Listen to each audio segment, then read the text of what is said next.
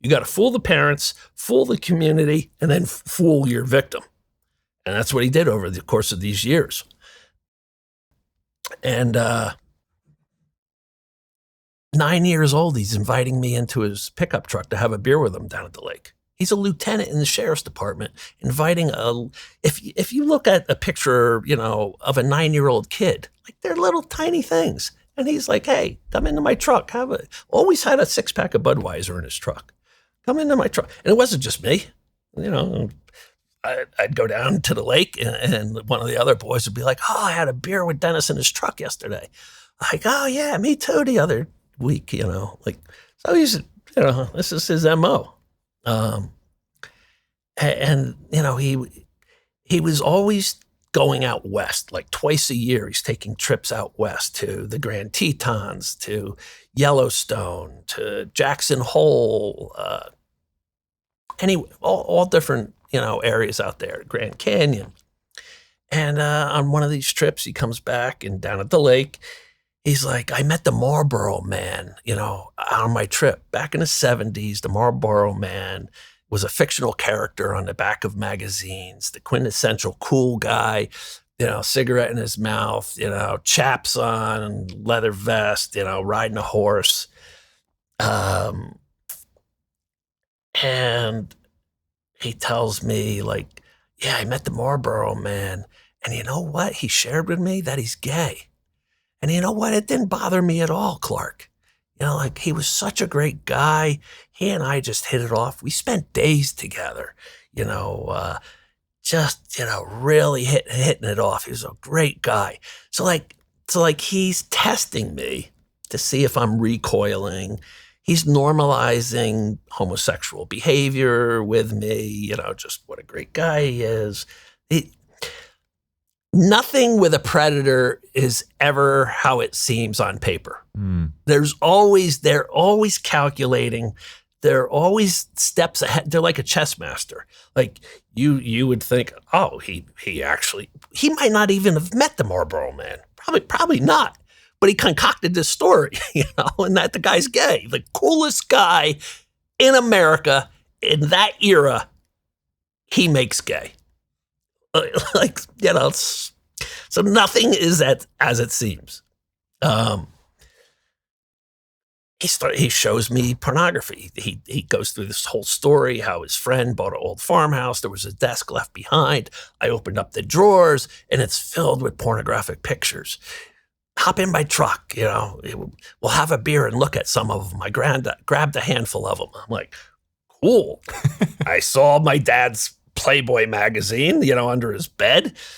Like, all right, we'll see some naked women in these Polaroids, and it's all close-ups of penises, young male penises. And he's giggling like a little school kid as he's looking at them and then handing them to me. And I'm just like, and he's just like patting my knee. Aren't these a riot? Look at these. And I'm like, Dan, where's all the women?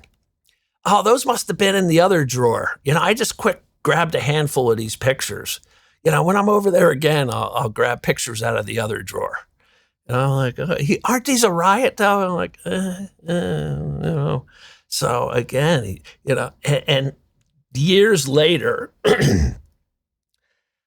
I thought to myself, I wonder if my brother and Jeff were in those Polaroids, if that's what I was looking at, if their penises were in those Polaroids.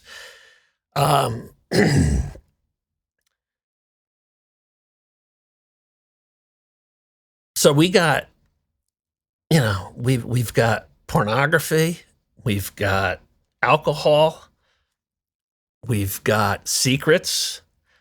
It was like he built us against the world, it was me and him, we're a team, he's elevating a child up to be like an equal with him, why, back then he was, probably late 20s, why is an adult male wanting to spend time with little kids? Like, it's just not, without having kids. Like, if your kid's in baseball and you're there with him and, you become a coach or something and you're around the kids, fine. But why would an adult, like, I don't want to spend time with little kids. Like, they make you nuts. I'd go to my brothers and sisters and, their nieces and nephews. And after a couple hours, I'm like, I'm good. I got my dose of birth control, like, I'm like, I'm all right. Yeah. So you got to question, like, why that coach is taking such interest in your child. Why is the piano instructor, you're like, really taking an interest in your child? Why is that teacher think your child's so special and they want to mentor them to really make them blossom?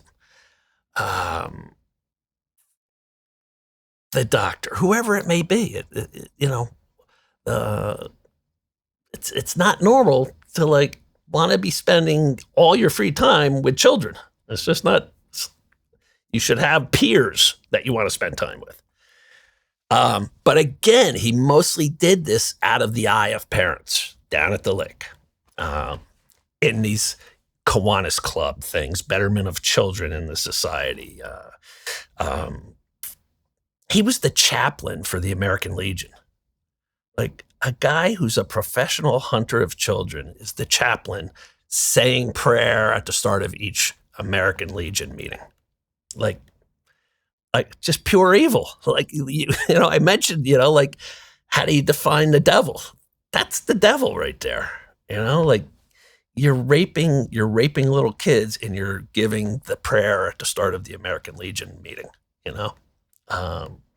doesn't get much more horrible than that.